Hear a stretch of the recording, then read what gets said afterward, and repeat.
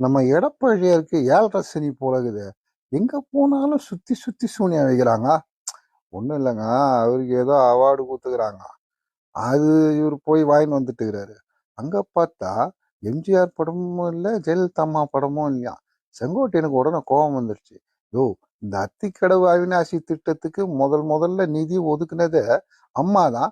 அவங்க போஸ்டர்ல பேனர்ல நீங்க எப்படி போலாம் அப்படின்ட்டு அவரு ஒரு பக்கம் கோச்சிங் கிளம்பிட்டாரு.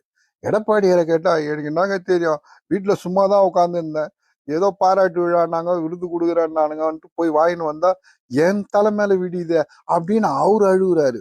ஜெயக்குமார், அதெல்லாம் என்ன பண்றதுங்க, அது விவசாயிங்க ஏதோ பண்ணாங்க, நாங்க என்ன பண்ண முடியும் அப்படின்னு அவரு ஒரு பக்கம் சொல்லிட்டு இருக்காரு. இது மட்டும் இல்லாம கோர்ட்ல ரெட்டை இலை கேஸ் வேற.